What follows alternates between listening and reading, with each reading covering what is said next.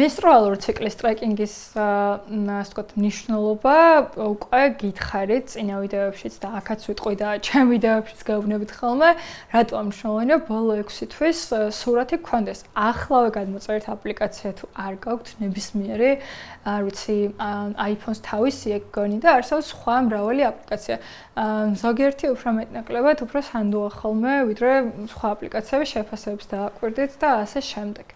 ასევე ძალიან მნიშვნელოვანია ის, რომ რა ვიცი, ანუ წყვილი თუ გაგმოს ორსულობას, ვიცოდეთ, რომ ძალიან მარტივად თქვენთან შეგიძლიათ ეს გააკეთოთ, მაგალითად, ბაზალური ტემპერატურის გაზომვით, რომელთაც გაიგებთ, ანუ menstrual ციკლი თუ 28 დღეებია, ყოველ დღე საწოლიდან ადგომამდე გაიზომოთ ტემპერატურა, ჩაიწეროთ და ნახოთ თუ ორფაზიანია menstrual ციკლი, ან ტემპერატურა ჯერ თუ დაბალია და მერე მაღალი, ანუ იმატებს კვერცხუჯრედის, ასე ვთქვათ, გაზგტომის შემდეგ, ანუ ყვითელი სხეულის ფაზაში ნიშნავს, რომ menstrual-ური ციკლის ხანგრძლივობის განმავლობაში ოვულაცია ხდება. ანუ ჩვენთვის მთავარია ოვულაცია ორსულობის დაგეგმვისთვის. ასევე ოვულაციის ტესტები შეგიძლიათ დილაობით სადღაც ციკლის შუაში გაიკეთოთ ხოლმე, მაგალითად 28 დღიანი თუა ციკლი მე-12, მე-13, მე-14 დღეს, მე-15 დღეს და ნახოთ ანუ ეს ოვულაციის ტესტი რამდენად ასე ვთქვათ არის ხოლმე დადებითი ან ზოგადად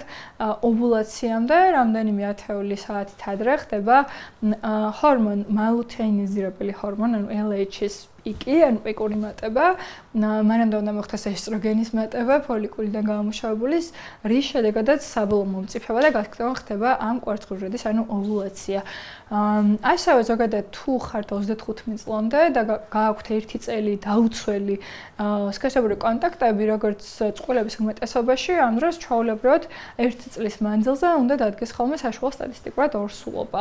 თუმცა ეს თუ ესე არ ხდება, შემდეგ შეგიძლიათ ჩვეულებრივად ექიმს მიმართოთ და თუ კი დადგება მანამდე ორსულობა, ჩვეულებრივად ასევე ორსულობის აღრიცხვაზე დადგეთ და ძალიან მარტივია ესეც. თუ თქვენ თვითონ ვერ ახერხებთ ასე ვთქვათ, ფოლიკულების და ოვულაციის ტრეკინგს, ანუ გარკვეულს როდის გაქვთ, იმიტომ რომ შეიძლება ანუ კიდევ ერთხელ გეუბნებთ აპლიკაცია გატყუებდეთ და რაღაც თქვენ უფრო დიდი ციკლი გქონდეთ და რაღაც გვიან ხდებოდეს, ან მოკლე ციკლი გქონდეთ და უფრო ადრე ხდებოდეს, ან საერთოდ არ ითვალისწინებდეს თქვენი ოვულაცია ყველაფერს და როცა უნდა მაშინ ხდებოდეს ეგეთ რაღაცებს მომხდარა.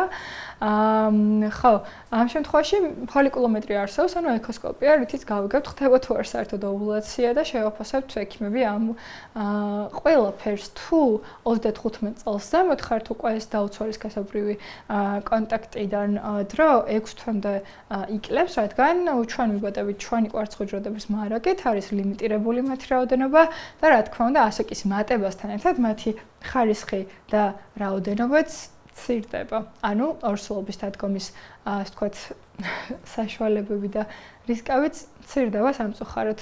ამიტომ ყოველთვის მოდით თქვენი აპლიკაციებით, თქვენი menstruaციის ასე ვთქვათ კალენდრებით, რომლებსაც ჩვენ გვაჩვენებთ.